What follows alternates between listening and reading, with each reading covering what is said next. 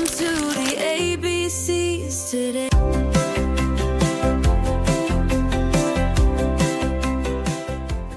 Welcome to the ABCs of Home Organization, the podcast that simplifies home management, one letter and habit at a time. I'm your host, Stephanie King, your go-to gal for all things decluttering and home organizing. Thank you so much for joining me. This podcast is all about breaking down home organization into bite-sized, doable habits. Inspired by my book, ABCs of Home Organization, each episode gives you quick, actionable steps to clear the clutter, build routines that stick, and turn your space into a home that empowers you. Whether your home feels like chaos or you just want a little refresh, you're in the right place. We're here to simplify your world, elevate your mindset, and give you back your time so you can focus on what really lights you up. New episodes drop every Wednesday at 6 a.m., perfect for that morning coffee or commute. Hit play, subscribe, and let's get this transformation started. Your beautifully organized life starts now.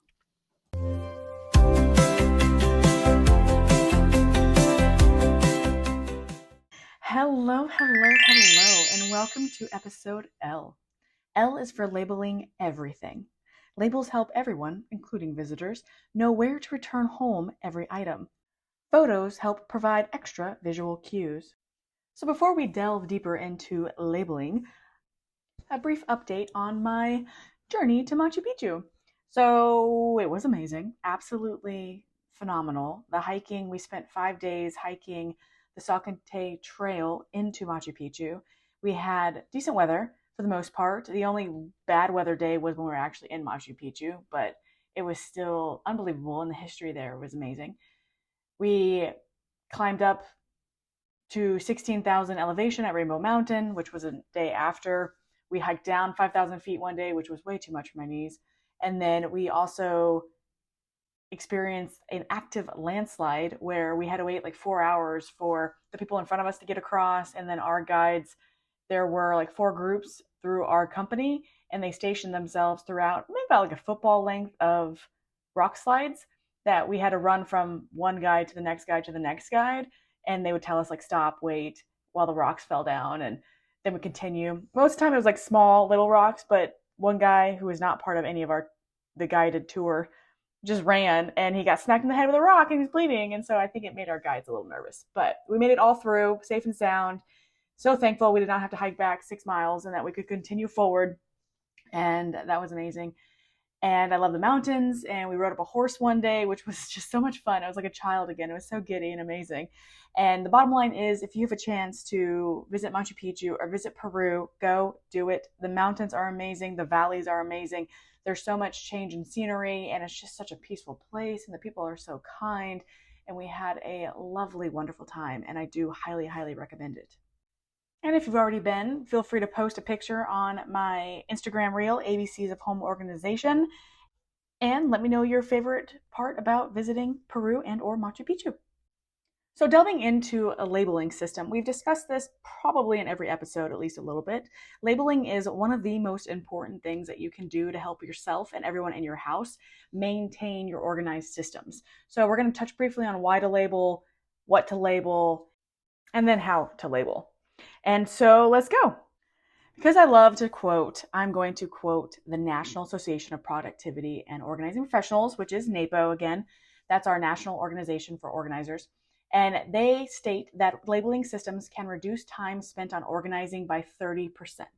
That is a lot of time if you factor in how much brain power you spend trying to remember where you place something. If there is a label or a picture, then you automatically know where it goes, and it's just to drop it in there, and you don't have to think about it, which is amazing, and that is what we want to do. And I've realized that I'm saying amazing a lot today, and I think I'm just still in awe of Peru. So sorry about that, but also not going to edit it out. Also know that in schools and classrooms, everything is labeled there because it's going to promote independence with the kids that are attending. And the same is true at home. So whether it's adults, kids, roommates, grandparents, whomever's living in that home, know that labeling is going to help people stay organized. It's going to help them put everything back in the right place. Return home. No idea where that accent came out. And it's just going to also reinforce like habits, right? Because if it is labeled, you're going to see that label. It's going to trigger the reminder in your brain that, oh, the scissors go there. Or, oh, my when I go grocery shopping and I have pasta, the pasta goes in this bin that's labeled pasta. You don't have to think, oh, where do I put this? Or where can I find room for it? You know exactly where it goes. So your decision fatigue is always going to be reduced as well. It's going to save you time because you don't have to rearrange or try to make something fit. It's got an assigned home. It goes into that specific home. Just follow the label. And now the what to label can be anything from very minor to extreme. I have done kitchens where we label every shelf on the inside of the cabinet, but we also label the outside of the cabinet because they need to see it to know what's in it. And I remember her telling me that she would get lost in her high school, that her brain's spatial awareness, spatial knowledge was so low that she could not remember how to get to her classes. And so we labeled everything in her entire house on the inside and the outside just so that she would be able to find what she's looking for and then put things away. I've also, for clients that have caretakers, we use a lot of labels on the outside of cabinets as well, just so that they know exactly where, you know, the diapers are, or the pads, or foot creams, things like that. And so we want to label as much as possible to prevent confusion, but it's also so that when things are being put away, they're put away neatly. They're put away in an organized fashion. Things aren't just tossed on a shelf and then maybe you have to buy duplicates again because you can't find something because it's all jumbled or packed up high. And then also for kids or non-English speakers, or again with the caretakers, we've used photos. And so if you want to make it easier for those who cannot read or their brains just work better with the visual, then use photos. And that will just help tell what's in that designated bin, closet, cabinet, drawer. So different spaces that you can label is, as I mentioned, as little or as much as you want.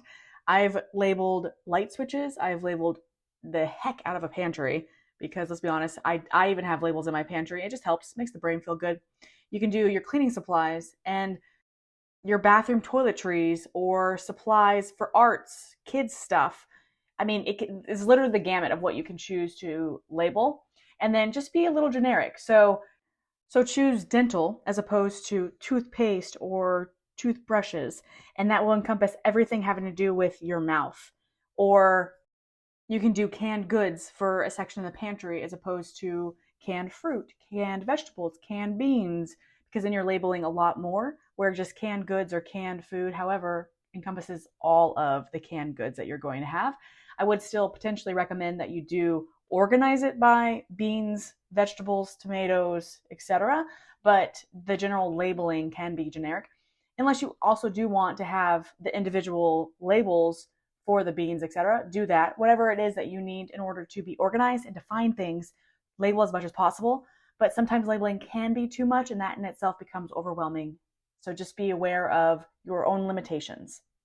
And another place I love, love, love to use labels is the linen closets. So especially with your sheets, if you have different size sheets in your house, twin, queen, double, king, definitely get one of those linen organizers and then put a label on it. Queen sheets, king sheets. And that way, if anyone else is doing your bedding, they're able to find exactly which bedding to replace it with. And I definitely use labels in garages. I use bigger ones than my standard size. And that's just because big labels look amazing. There it is again. But holiday, fall holiday, Christmas holiday, you can do camping gear, tools, recreation, entertaining, whatever it is you keep in your garage. I would label the bin and try to categorize what's inside that bin. So don't do a mismatch or a junk drawer bin. Actually organize it and keep like with like when you're doing that, and then label it properly on the outside. We touched briefly for C's for checking the mail often with office labels and letters and mail, etc. And so definitely label all your paperwork and your files and your mail system that you have set up, hopefully already by C that you did. And a reminder that the labels are for you, but also for anybody that's going to be coming in to help you. If you have a guest, a visitor, a house manager, you have a sibling that's going to come and watch your house for a week, you want a system in place so that they could come in and just automatically know where to put everything, where to find anything. If anything goes wrong, good, happy, sad, they're able to find exactly what they need in order to solve a situation or to advance some task that needs to be done. And of course, your children's areas. So especially the toy area, it is going to get messy. Kids love to take that bin out, dump it on the floor, and move to the next bin before they've even played with that first bin. And so labels are huge. And requiring your child to actually put away the toys and clean up the mess that is made is also big. And so if you have labeled bins with photos and or words or both, it allows them to take responsibility to put them away themselves. And so rather than just picking up and dumping in every bin where they can't then find it again, or it makes it harder to find what it is they're looking for, create those labels so that they're able to do it. And you can even have them help you. And so like make the label, put it on the thing, and have them go attach it to the bin. And that will give them, again, that ownership of their space so that they're able to do it themselves. And depending on the age, if they are uber young, they may need your assistance, but eventually they will become a habit for them and they'll be able to do it without you.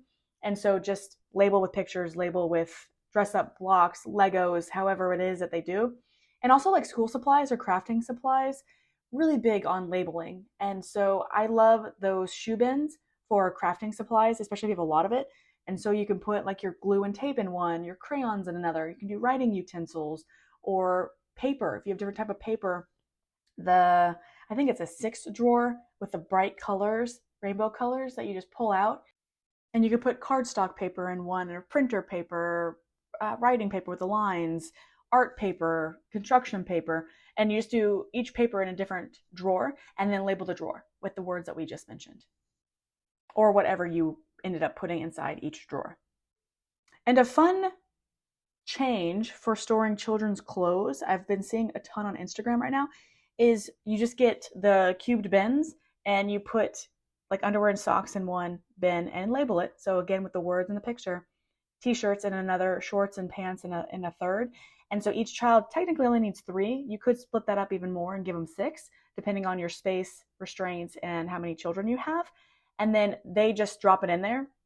And it's supposed to be fine for not getting wrinkled because you're not stuffing it. It's a bare minimum of quantity. And so it's just kind of placed in there. And it gives them the responsibility, again, of taking their clothes to the room and then putting it away based upon the labels that are on the outside of the bins. You also, if you do have dressers, all good, you can put a label on the outside of the dresser.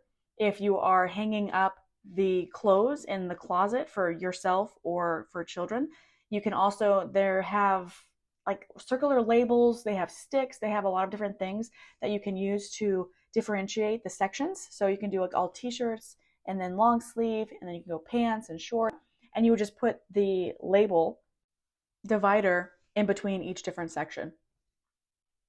And again, I just want to reiterate that whatever system you create for yourself, however it is designed, is exactly right for you.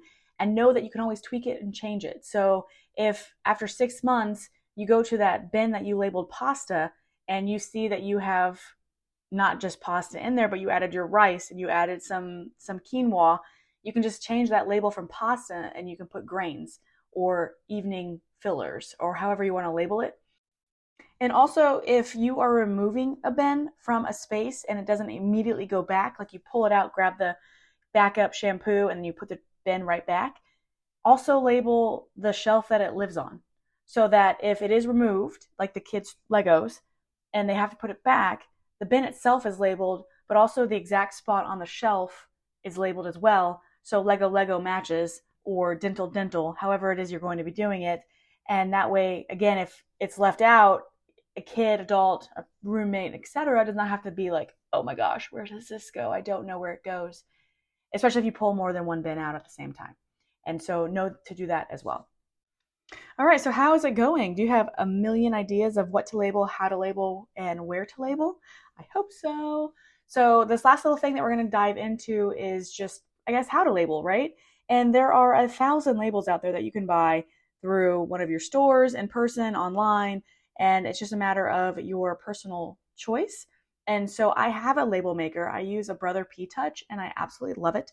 You can go, I'll put it in the show notes, but on my Instagram page as well as my website, you can find the suggested label maker as well as other products that I recommend.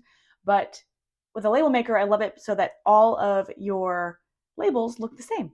And it's also neater than my handwriting. You may have amazing handwriting, calligraphy or some such, and you want to write it and go for it. They have chalk markers that you can write on, like erasable labels that are designed exactly for the chalk markers. Go for it. Love it. Unfortunately, my handwriting is horrible and I regret ever using those, even if clients ask for it. And nowadays I don't, because it is so bad compared to a lovely label. that's printed for me. And you can also change the font of that. You can add frames to it. You could add graphics.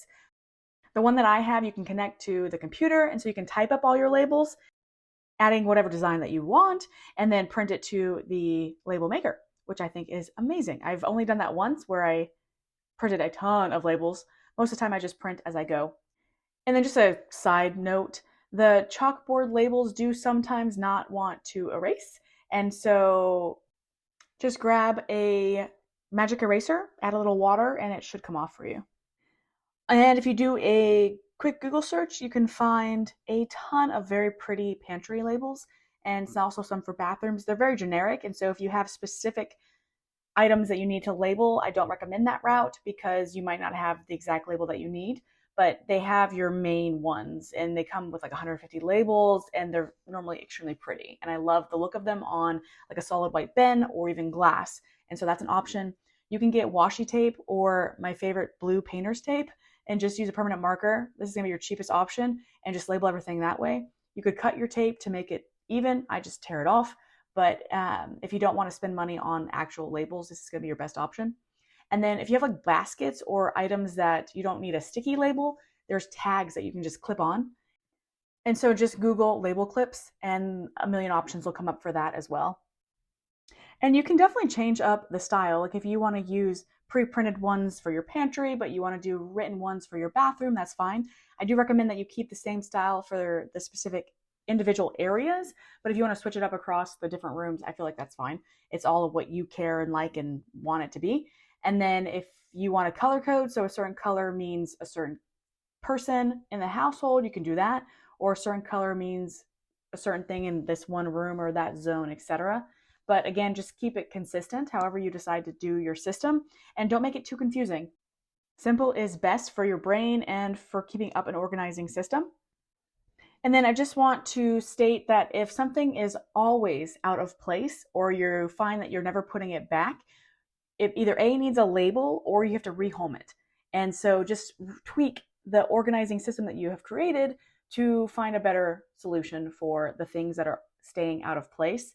And if you have any questions, let me know. If something's not working for you, you can send me an email. It's in the show notes, and or even go to the ABCs of Home Organization community on Facebook and ask your question there. And either myself or another will respond to you and let you know another suggestion for what is not working for you. So your homework for this week, just pick one room and label 5 items. That's all you got to do. Whether it's the painter's tape or you actually buy a label maker or however you want to do it. And then post a picture. Let me know how it's going. And if you have any questions, I'd love to hear from you. And as you go through this organizing process, just remember that getting organized is never about perfection. It's about creating a space that empowers you and makes your life easier. Thank you so much for joining me today, and I'd love for you to be kind to yourself during this organizing process. If you found today's episode helpful, please subscribe, share it with a friend, or leave me a review. Also, join our Facebook group, ABCs of Home Organization Community. Post pictures, ask questions, and tell us how your journey is going. I'll be back soon with more actionable tips to help you transform your space and your life. Until next time, happy organizing!